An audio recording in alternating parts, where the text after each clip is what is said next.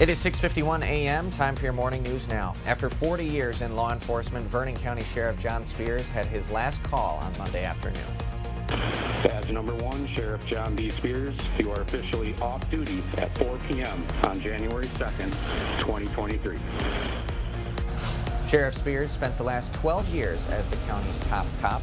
To send him off, deputies, firefighters, and other first responders lined up outside the sheriff's department where his sons, who are also law enforcement officers, made their dad's final radio call to congratulate him on his retirement and thank him for his mentorship. What a great sight there. Sheriff Spears says he's very proud of his department. The one thing that I'm very thankful for is that 12 years as sheriff, we never lost anybody. We didn't have any officer-involved shootings. We didn't have any deaths. We didn't have anything that would really be tough to deal with. The sheriff says he's also proud his department is working toward the future by investing in new technologies and improving public safety. Spears says it's always been his goal to leave the department in better shape than when he took the sheriff's position. Overall, he says he's going to miss the people the most. You know, some of them I've been with forever, and again, some of them are generational, where their fathers and relatives have served here. I'm going to miss those people the most. I call them the old timers. You know, I finally became one of them, but I'm going to miss the people that I've been with all these years. Sheriff Spears is looking forward to spending lots of time with his family, and he's planning on doing a lot of traveling with his wife. His time as sheriff officially ends at 8:30 a.m. today when incoming Sheriff Roy Torgerson is sworn in. The Village of West Salem trustees will vote this week to add a public safety referendum to the April ballot. The trustees' resolution will ask voters to exceed property tax limits to hire more police officers. According to that resolution, the increased taxes would be collected in 2024 and then each fiscal year going forward. The board will vote at its meeting tonight at 7, and if approved, the referendum will appear on the April ballot.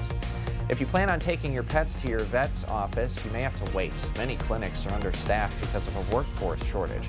Central Animal Hospital veterinarian Douglas Kratz says it may take up to 10 years to fix this workforce shortage.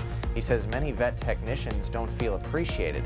As the demand for veterinarians increased, more students are attending veterinary school.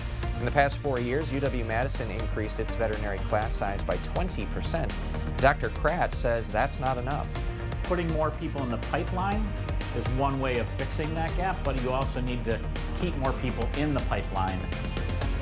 Veterinary technicians have one of the highest turnover rates. Many vet techs quit after 5 years because of little pay and the long hours. Kratz says this is an issue that can't be fixed on an individual scale. It's something the entire veterinary field needs to work on. In the meantime, the Coulee Region Humane Society is expanding their resources for people and families who have lost pets. You can now file a lost pet report with the Humane Society online. You can also call to file over the phone. The shelter provides a list of what to do when you lose your pet, and we have a link to that page on our website, news8000.com. You know how the saying goes, new year, new me. Plenty of people are kicking off the new year in the gym. At La Crosse's Unity Fitness, head coach Emily O'Connor says she typically sees a spike in interest around the new year. And on Monday, actually, their private workout sessions were nearly full all day long. Sometimes it can be hard to stick to your New Year's goal, but O'Connor says it's all about making an actionable plan. A lot of times we have that external motivation of the new year and we get started, and a lot of times we make those unsustainable changes that might be too short term for us.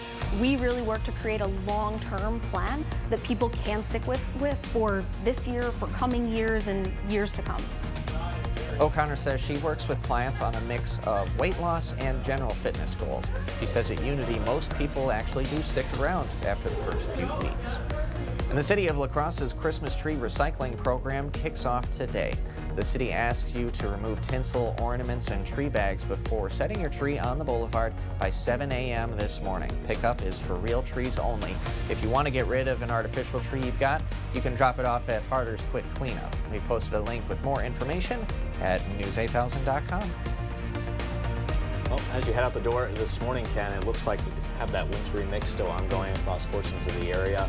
I think it's going to be more so towards the late afternoon to those early evening hours between around 5 to around 7 o'clock, where we start to be looking at more of an all transition to full-on just rain showers. But, you know, watch out for some of those slippery roadway conditions, up to 2/10 of an inch of ice, maybe up to an inch of snow here, because we are expecting that especially into tomorrow. Okay. some snow. And we've already been noticing some delays and school closures today. Of Yeah, course, we'll lots have of that up on our screen and our website as well, news8000.com.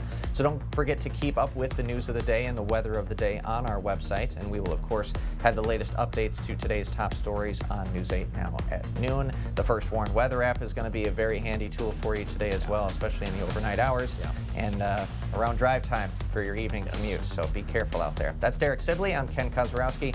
Thanks for watching News 8 Now this morning, and have a wonderful rest of your Tuesday.